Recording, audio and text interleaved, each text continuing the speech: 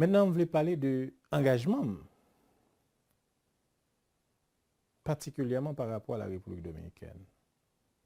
Écoutez, comme chancelier, j'ai nourri d'excellents rapports avec les partenaires d'Haïti, incluant la République dominicaine.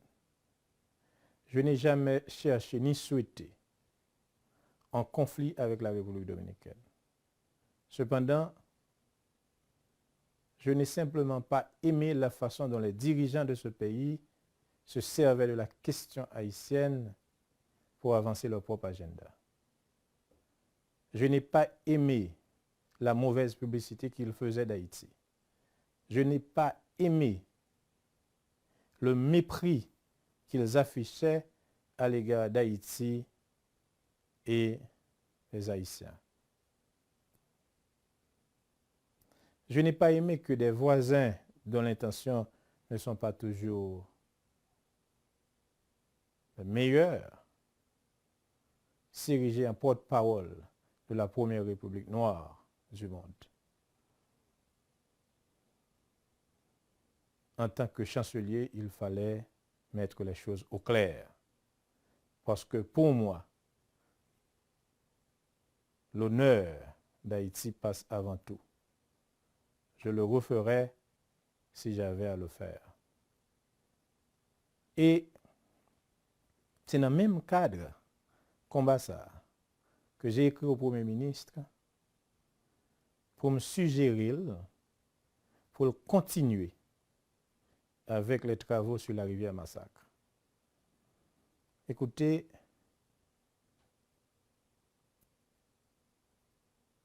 qu'il y ait de injonction de la République dominicaine pour nous camper travail ça à plusieurs reprises.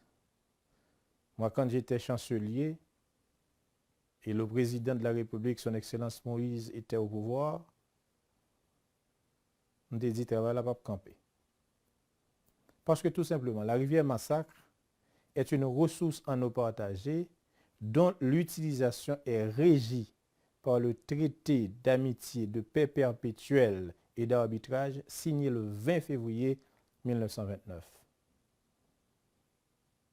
Ce traité voulait que l'utilisation de cette ressource en eau partagée soit juste et équitable. La République dominicaine fait 11 prises sur rivière-là. Nous-mêmes, c'est la première prise qu'on a fait sur rivière-là. Et prise ça, qui c'est un canal d'irrigation, la permettre que nous irriguer 3000 hectares de terre dans la bas plaine de Maribou et Maribaou que paysans yo accueillis avec un pile enthousiasme parce que la permettent que yo réduit dépendance yo par rapport à la République dominicaine dans sa gain pour avec production agricole. La permettre que augmenter production agricole dans la zone là. Prétexte là, c'est que ultranationalistes dominicains ont dit que c'est une rivière exclusivement dominicaine. C'est faux.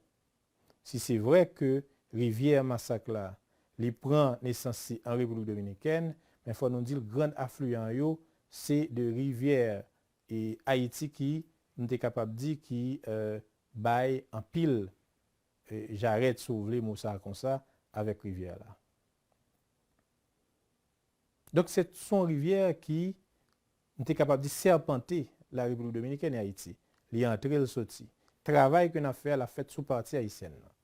Il n'est pas fait sous partie dominicaine. Et l'autre malentendu qui alimenté par les ultranationalistes dominicains voulait faire croire que l'utilisation canal ça l'a réduit considérablement le débit de la rivière ou bien l'accès aux eaux de la rivière. Et ça, c'est archi faux. Parce que le travail pas nous en a fait sur la rivière là, il nécessitait tout simplement 1,3 mètres cubes d'eau par seconde qui équivaut à 20,33% de débit moyen annuel rivière là. Et même si nous arrivons à 3 mètres cubes d'eau par seconde, qui tape équivaut à 40,65% de débit moyen fleuve là, il tape encore inférieur à sa République dominicaine prend sur rivière là. Il faut m'ajouter que 70% terre agricole en République dominicaine qui est arrosée par rivière là et en amont canal là. Tout ceci pour me dire nous que explication que y a bayo pour faire injonction à Haïti pour camper rivière là, c'est faux. Donc le gouvernement haïtien n'a pas à suspendre ou bien camper un travail sous territoire, sous injonction d'un pays voisin. Donc c'était ma position sur la question. Et jeune, il est moins jeune qu'à côté de la jeudi. Ça que m'ka dit nous, les n'a servi l'État, ayez toujours le courage de vos convictions. Ne cédez pas aux pressions, aux petits avantages, aux petits privilèges. Sachez qu'il faut mettre Haïti avant tout et l'honneur du pays passe avant tout. Moi souhaiter en quelques mots moi expliquer sens engagement. Écoutez, moi comme ministre des Affaires étrangères, ancien ministre des Affaires étrangères, je dois vous dire que je pars avec le cœur léger et le sentiment du devoir accompli. Aujourd'hui, j'ai retrouvé ma liberté de pensée et d'action pour pouvoir réfléchir sur Haïti et dire clairement ce que je souhaite pour mon pays. N'étant plus lié par un quelconque solidarité gouvernementale ou un devoir de réserve,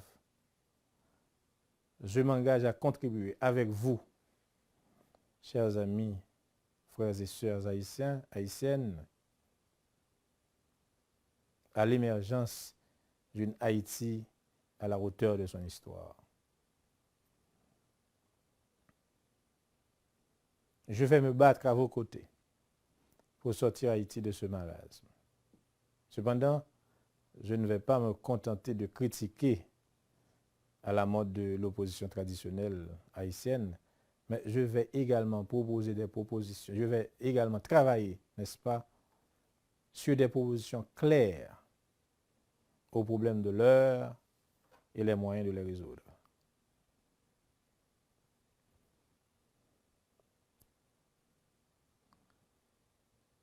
Je dis à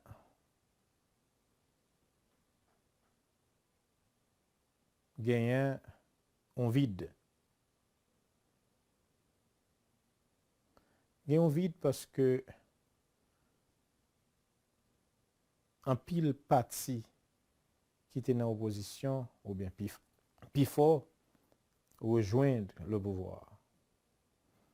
Donc, il y a un vide parce que la démocratie, du moins un élément essentiel de la démocratie, c'est l'opposition. Et c'est pourquoi je m'engage avec vous à combler ce vide. Pas pour faire échec à un pouvoir ou à un gouvernement, mais pour aider le pays, pour aider les jeunes,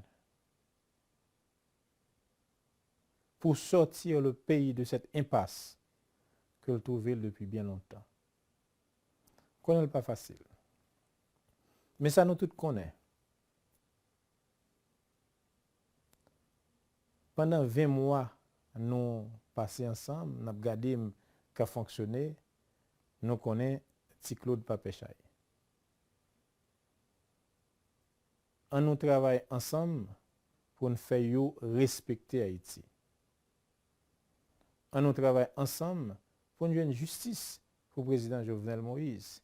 Parce que c'est symbole pays que vous assassiné.